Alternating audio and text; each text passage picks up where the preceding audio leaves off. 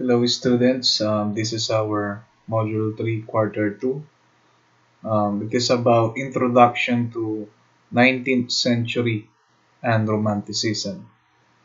So here we're going to discuss the different artists emerge in this time and different artworks, different styles that are introduced in those times. Okay, so let's go with the introduction. Okay. The 19th century was the century of invention and discovery in many fields and laid the groundwork for the technological advances of the 20th century. Okay, so the 19th century saw the rise of the British Empire, the German Empire, the United States, and the Empire of Japan, which lead to many military conflicts, but also to advances in science and exploration. The British Empire became the world's leading power during the 19th century and controlled a quarter of the world's population. So the British Army is the leading power during this time. The 19th century, approximately 70 million people left Europe to settle mainly in the Americas, Australia, and Africa. Also, slavery was abolished, so tinanggal na yung slavery. The Industrial Revolution began in Europe, which would lead to the replacement of manual labor by machine-based manufacturing. The introduction of railways and trains changed transportation and the way people live and obtain goods forever. Let's proceed. Okay, so here we have the work of Joseph Mallard William Turner, Rain, Stream, and Speed, the Great Western Railway, 1844, Oil and Canvas. So here, Turner felt exhilarated by the new sensation of speed which the railways provided. During a storm, he stuck his head out of the carriage window to experience the full power of the elements. So since in this time of era, nagkaroon ng mga technological advancements. Okay? So this is a depiction of Turner of what he has experienced during those times. Okay, so as we can see his artwork, a train, and also the movement of the train, the speed or the force of the train coming from its location to another. Okay, so this is an example of Western art. Okay, during the 1844. Okay, so let's proceed. Okay, we have the French art system in the 19th century. So let's have the introduction.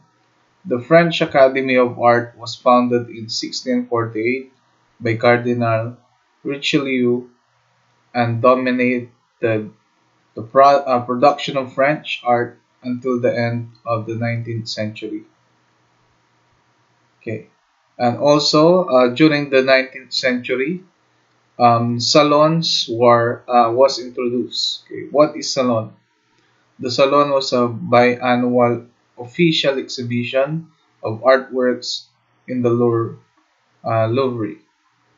It was open to all artists who worked. The jury, consisting of members of the Academy, approved. There were no other public exhibitions. During the 19th century, the Salon exhibitions became expensive and important shows in which thousands of works were hung and thousands were rejected. So during this time, by the French time, or what we call the French Academy of Art. Okay, so Salon was introduced, and it was being happen twice a year. Okay, so with the word by annual. Okay, so twice siya ginaganap, and also it was a luxurious, or what we call um, ang pinaka kinikilalang exhibition during the time. Okay, it is expensive, and also lot of artists joining the uh, exhibit. Okay, during the time. So many of them was rejected, and many of them given the opportunity to hang their works into the Salon exhibition. Okay, so it means to say this is the standards of art during the French Academy art. Okay, so let's proceed. The most prestigious form of academic art was history painting, which included classical, religious, mythological, literary, and allegorical subjects. Genre painting, portraiture, still life, and landscape were subjects that followed in popularity. Okay, as we look at the work of Domer, a satirical cartoon showing a rush of people at the Salon during 1852. Okay, so as we look, okay, as we compare nowadays, Salon nowadays is just like in comparison of movies today, or cinema, or sinihan. Okay, so pinipilahan siya before, kinikilala, it was prestigious, just like the MMFF that being held once a year here in the Philippines. Okay, so ganun yung katumbas niya before. Okay, so kinikilala, okay, yung mga artist dito, yung mga artworks nila. And also it has a depiction of history painting and other genres that are good, or um, based on their standards. It is nice painting and well created. Okay, so academic art. Okay, so during the late 19th century, the conservative academy, okay, became the center of opposition to all new ideas in art. So the term academic in art has become synonymous with dullness, conventionality, and prejudice. Academic artists favored uh, detailed finish, which appeared naturalistic even from close up, and as opposed to the experiments of Romanticism, Realism, and Impressionism. So there, nagkaroon ng kumbaga conflict, a little conflict between the academic art, which is favored on detailed finish, naturalistic look of the painting, and oppose, or kaya kinokontra ang mga experiments na ginawa during the time of Romanticism, Realism, and Impressionism. So there's a contrast between the two. Okay, so later on we're going to uh, discuss deeper the difference of academic art and then Romanticism art. Okay, so here's an example of academic art during the time. Okay, so this artwork is created by Thomas Couture, the Romance of the Decadence, 1844 up until 1847. It is oil and canvas. This huge painting caused a sensation at the Salon. So this is a good example, or the example of artwork by the academic art, okay, during the time in Salon, okay, exhibition. Okay, so it was very precise, it's very realistic, okay, and also it shows elegance, okay, um, which is characterize the beauty of academic art. Okay, another one is the work of Jean Leon Jerome, a Roman slave market, 1884, oil in canvas. So also shows naturalistic look or realistic look of the reference, okay, and the people. Okay, during the time it was um, also a good example of academic art. Okay, so let's proceed with Romanticism art, okay, which is one of the experimentation during the time, okay, and also has a lot of varieties or has a lot of adoptions in different countries. So let's define what is Romanticism. Romanticism, according to Charles Baudelaire, 1846, Romanticism is precisely situated neither in choice of subject nor in exact truth, but in a way of feeling. Okay, so it means to say it is not about the subject, okay, itself, but more the exact truth or the meaning of the artwork or the feeling. So it is more on emotional, okay, or it is more on um, it is not objective, it is not precise, but it is more on subjective or what the artist or what the viewer reflect to the artwork. Okay, so what is Romanticism? Romanticism was a many-sided movement that took many forms and manifested in most branches of art. Romanticism, first defined as an aesthetic in literary criticism around 1800s, gained momentum as an artistic movement in France, Britain, and other European countries in the early decades of the 19th century, and flourished until the mid 19th century with its emphasis of the imagination and emotion. Romanticism emerged as a response to the uh, disillusionment with reason and order in the aftermath of the French Revolution of 1789. Okay. So Romanticism was a movement celebrating individualism, the power of the imagination and the emotions. Important figures associated with Romanticism are Goethe, Beethoven, Wagner from Germany, Keats, and Byron in England.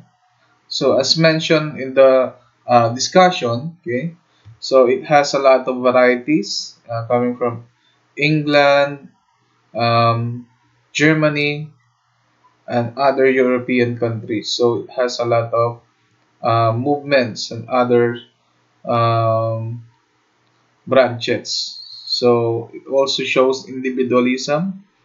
It emphasizes the power of imagination and emotion of the artist. Okay, um, and most important figure of the Romanticism. Okay, so let's proceed. Okay, Romanticism was a movement celebrating individualism. Okay, so just like here in this artwork by Caspar David Friedrich, okay, Wanderer Above the Sea of Fog, okay, 1822, oil on canvas. So it shows um, more on the feeling, okay, not that just the subject or of a man standing in the hill or a rock, It is the emotion, it is the feeling of the artist of um, if what is the thing or what is he doing in that certain kind of place. Okay, so it is not objective. Okay, it is not literal. Okay, so you must think about the feeling and emotion of the artist.